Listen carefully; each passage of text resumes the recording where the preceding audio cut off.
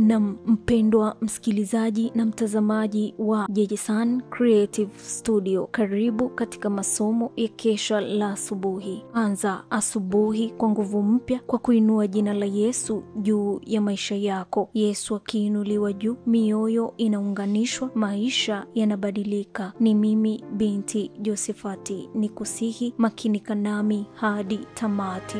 Piga panana ya makelele, Yesu yuaja tena. Ipaza sauti, imba sana. Yesu yuaja tena. Anakuja, anakuja. Yesu yuaja tena.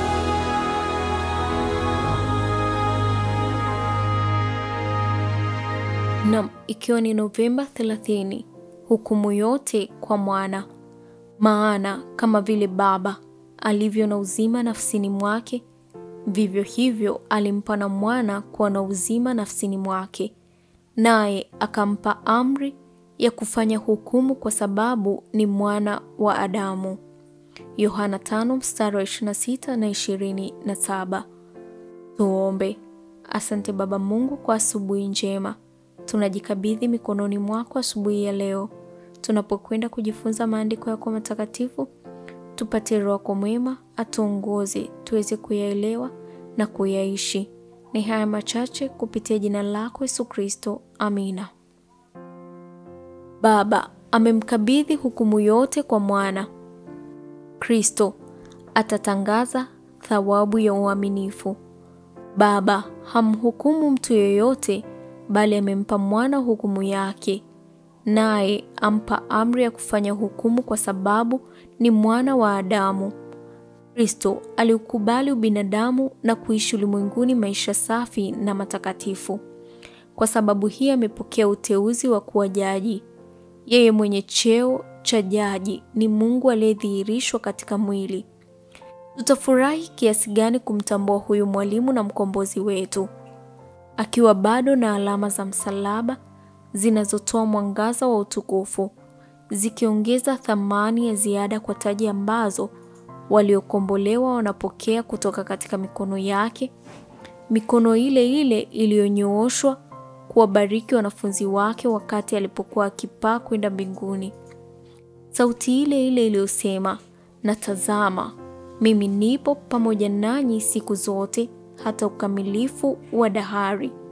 Inawaambia wale aliowakomboa kukaribia katika uwepo wake, yule yule aliyetoa maisha yake kwa ajili yao, ambaye kwa neema yake huiongoza mioyo yao katika toba, anayewapa utambuzi wa hitaji lao la toba, anawapokea sasa katika furaha yake.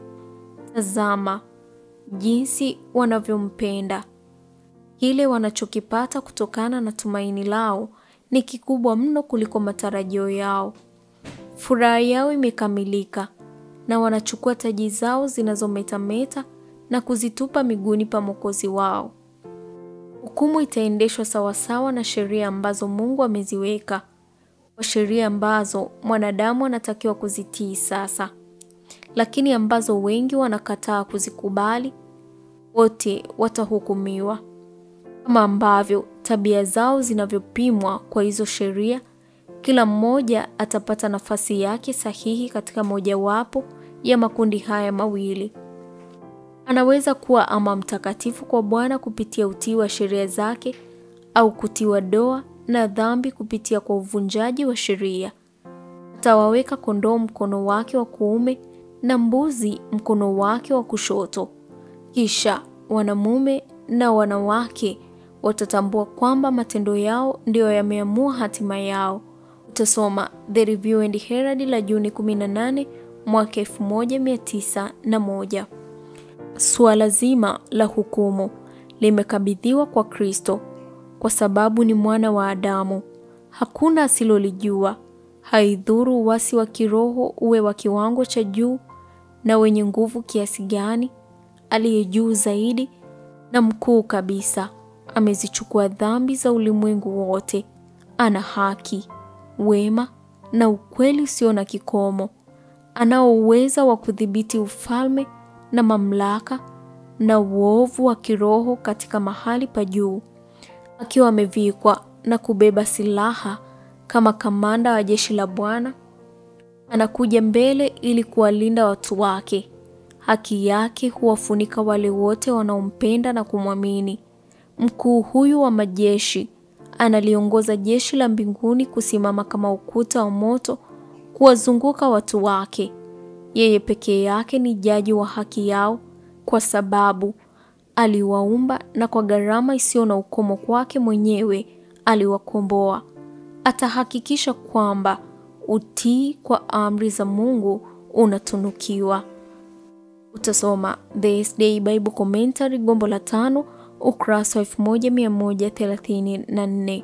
Huu ni mwisho wa somo la Novemba 30, hukumu yote kwa mwana. Tuombe.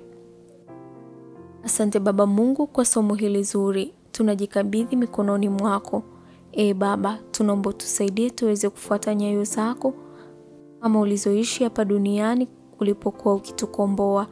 Ni haya machache kupitia jina lako Yesu Kristo. Amina.